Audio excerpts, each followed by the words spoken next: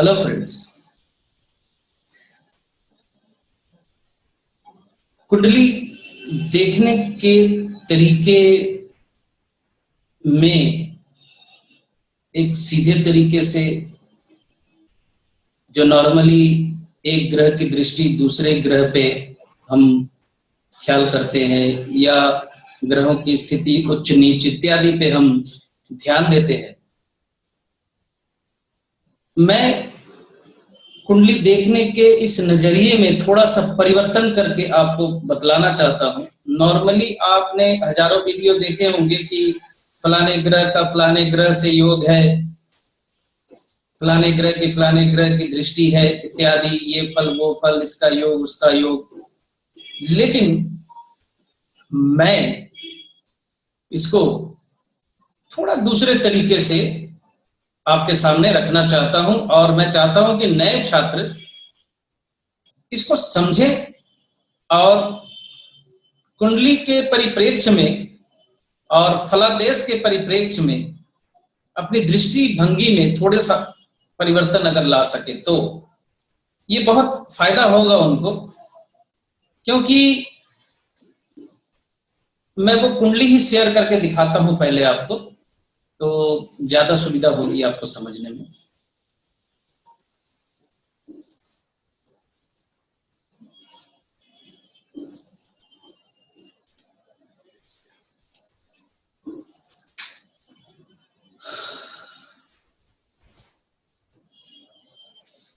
ये एक hypothetical example है आपके सामने।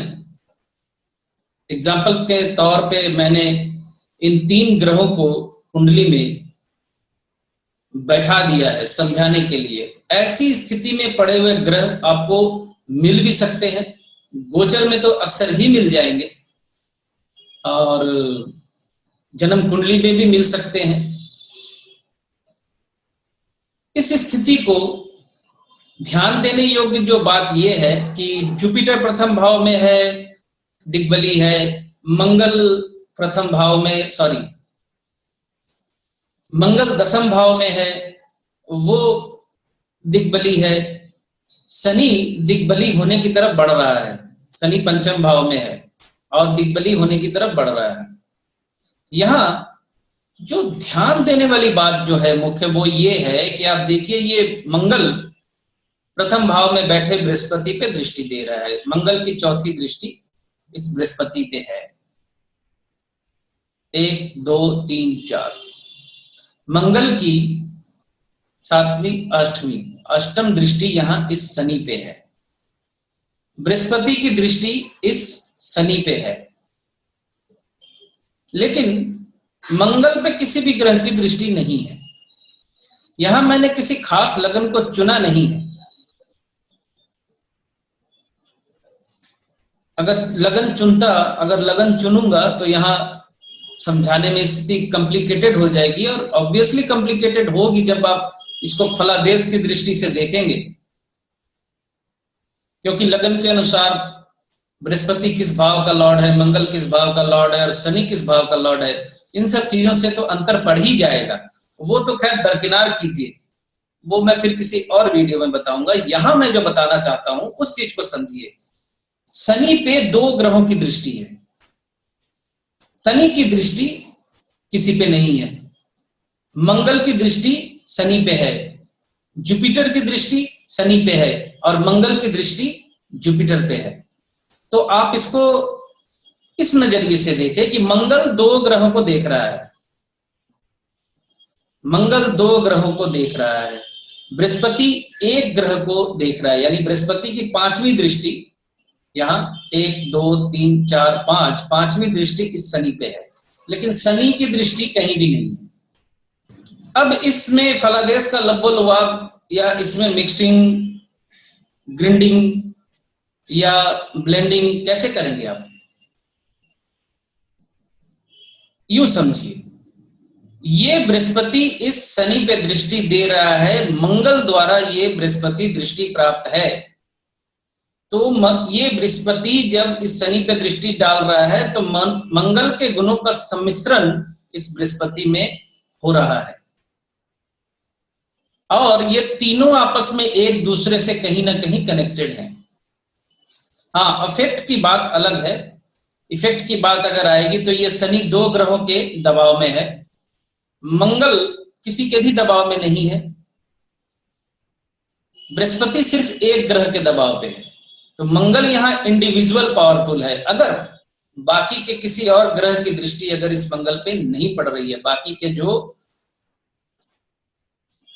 5 ग्रह और हैं, यानी 5 और 3 8, 9वां केतु, केतु की दृष्टि नहीं होती, वहां द्विमत, 4 मत, 10 मत, 20 मत कई हैं, कुछ भी समझ लीजिए, लेकिन केतु की दृष्टि नहीं होती, वहां लॉजिकली ही नहीं होती। जिस प्लेनेट का हेड ही नहीं है, जो प्लेनेट हेडलेस प्लेनेट कहलाता है, उसकी आंखें कहां से आ जाएंगी?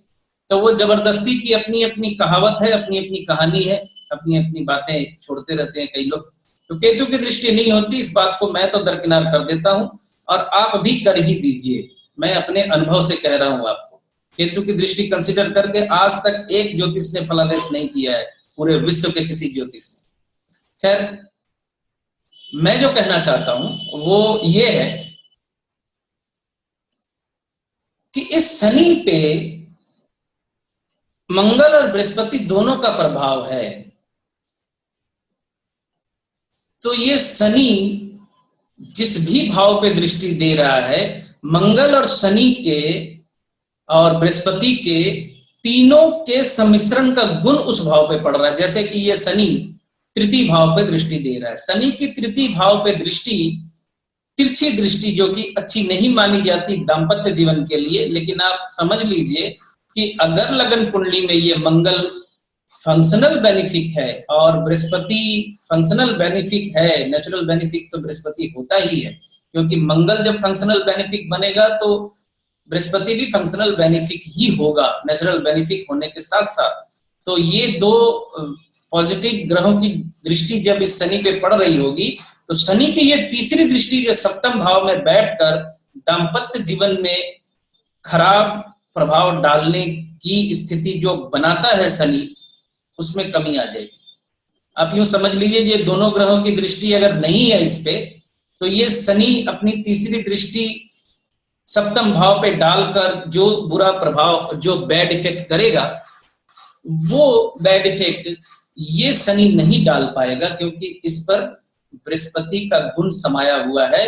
और बृहस्पति चूंकि गुरु है और शनि चूंकि छात्र है,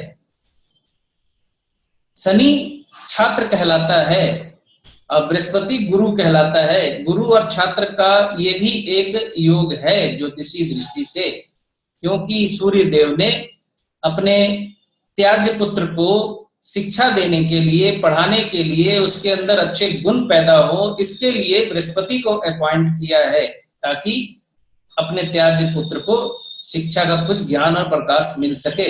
इसलिए एक और बिंदु पे मैं आपका ध्यान अभी आकर्षित कर दूं कि बृहस्पति की दृष्टि जब भी शनि पे पड़ रही होती है, वो शनि उतना मैलिफिक नहीं रह जाता, हालांकि अपना मैलिफिकनेस छोड़ता नहीं है, लेकिन चूंकि बृहस्पति की दृष्टि पे अगर वो है, क्योंकि बृहस्पति के कंट्रोल में वो शनि है, तो फिर वो अपनी जो होता है ना कि एक छात्र अपने टीचर को देख के नहीं मास्टर साहब देख रहे हैं, मास्टर साहब देख रहे हैं, मैं इस वक्त अभी नहीं करूंगा, या मास्टर साहब का उसको डर होता है, तो वो सारी जिंदगी ही ऐसा होता है कि किसी न किसी गुरुजन के दबाव में वो अपनी तामसिक वृत्तियों को, अपनी मैलिफिकनेस को वो कहीं ना कहीं दबाता रहता है सारी जिंदगी। ये बृहस्पति की दृष्टि का प्रभाव शनि पे होता है। अब शनि अगर मान लीजिए यहाँ लग्नेश है, यानी कि ये कुंभ लगन की कुंडली अगर हो, तो शनि की यहाँ स्थिति और ये बृहस्पति की दृष्टि तो बहुत ही बेहतरीन है धन संबंधी मामले के लिए। लेकिन मकर लगन की अगर कुंडली है ये, तो बृहस्पति द्वादशेष है और उसकी दृष्टि यहाँ शनि पे पड़ रही है, तो भले ही बृहस्पति यहाँ फंक्शनल मैलिफिक बन जाता है द्वादशेष होने की वजह से, लेकिन बृहस्पति का जो गुण धर्म है वो बहुत ज्यादा उसमें अंतर नहीं आता, वो पॉजिटिव दृष्टि ही देता है, तो शनि को वहां कंट्रोल करेगा। तो यहाँ ये स्थिति, अब समझिए ये दशा अंतर दशाएं जब भी चलेगी, तो मंगल की जब दशा अंतर दशा चलेगी, तो इन दोनों के फलाफल को मंगल कंट्रोल करेगा, ये समझ लीजिए आप। इन दोनों के फलाफल को, यानी मान लीजिए मंगल की महादशा चल रही है, बृहस्पति की कॉम्बिनेशन, बृहस्पति की जो कंडीशन है किसी भी तरह से कुंडली में कोई मैलिफिक इफेक्ट देना चाहती है तो ये उसको कंट्रोल कर लेगा। अगर ये कोई बेनिफिक इफेक्ट देना चाह रही है तो उसको भी कंट्रोल कर लेगा। अगर ये मंगल फंक्शनल मैलिफिक भी है तो, अगर फंक्शनल मैलिफिक है और चूंकि ये नेचुरल मैलिफिक होता है, और फंक्शनल मैलिफिक भी अगर मंगल बन रहा है और बृहस्पति पे उसकी दृष्टि चल रही है इस वक्त, मान लीजिए बृहस्पति पे मंगल की दृष्टि है चतुर्थ, तो बृहस्पति के अच्छे फल को वो मंगल कंट्रोल कर लेगा अपनी दशा अंतर्दशा में, उसको डिलीवर नहीं करने देगा। ये डीप डाइविंग है ज्योतिष में, इसको इस नजरिए से आप समझने की कोशिश कीजिए, आपके दिमाग की बहुत सी खिड़कियां खुल जाएंगी कि फलादेश करते कहते हैं, माने किस तरीके से करते हैं। फलादेश करने के लिए कोई अलग से मंत्र थोड़ी है, आपको बहुत घिसना पड़ता है, बहुत ध्यान देना होता है, कई तरह की संभावनाओं को खंगालना होता है, तब कहीं आपको समझ में आता है कि फलादेश क्या है। अभी ये मंगल की महादशा जब चलेगी तो सप्तम भाव पे प्रभाव देगा, तो घर के दाम्पत्य सुख पे, डोमेस्टिक लाइफ पे इफेक्ट डाल देगा। अगर ये फंक्शनल बेनिफिक नहीं है तो चतुर्थ भाव पे मंगल की दृष्टि ये डोमेस्टिक लाइफ में प्रॉब्लम कर देगी। हाँ, ये भी एक बात है, इसको आधार बनाकर कई लोग इसे भी आजकल दशम भाव के मंगल को भी मांगलिक दोष करार देना शुरू कर दिया है, लेकिन वो गलत अवधारणा है, उस अवधारणा में ना फंसे। दशम का मंगल मांगलिक दोष नहीं होता, लेकिन ये मंगल अगर फंक्शनल मैलिफिक नहीं है तो आपके डोमेस्टिक लाइफ में परेशानी करेगा अपनी दशा महादशा में। अब यहां मान लीजिए ये जुपिटर चूंकि नेचुरल बेनिफिक तो है ही, और किसी तरह फंक्शनल बेनिफिक भी होकर अगर मंगल पे अगर दृष्टि डाल रहा है तो मंगल के इस मैलिफिकनेस में कमी आ जाएगी, इसमें अंतर पड़ जाएगा। ये चीज समझने वाली है, इसको आपने समझना है कि ग्रहों का आपस में दृष्टि विनिमय कभी कभी होता है। ये एक स्थिति मैंने हाइपोथेटिकली आपको समझाने के लिए दी है कि अक्सर ऐसा होता है कि एक ग्रह की दृष्टि दूसरे पे है, दूसरे की तीसरे पे है, तीसरे की चौथे पे है, तो ये ट्रेल बन जाती है, और ये ट्रेल कुंडली के लिए अच्छी और बुरी दोनों तरह की होती है। यानी ऐसे जातक की जिंदगी में घटनाएं भी बहुत होती है। कभी कभी ऐसा होता है कोई प्लैनेट एकदम अकेला है, किसी की दृष्टि प्राप्त नहीं हो रही है उसको, तो उसका मतलब ये भी होता है, समझ लीजिए कि उसे किसी की मदद भी हासिल नहीं है, वो अकेला है। हाँ, कनेक्टिविटी के अनुसार अगर वो अच्छी कनेक्टिविटी में है, एज पर कृष्णमूर्ति पद्धति, अच्छे भावों से कनेक्टेड है, तो अपने उन भावों से संबंधित फलाफल वो करेगा।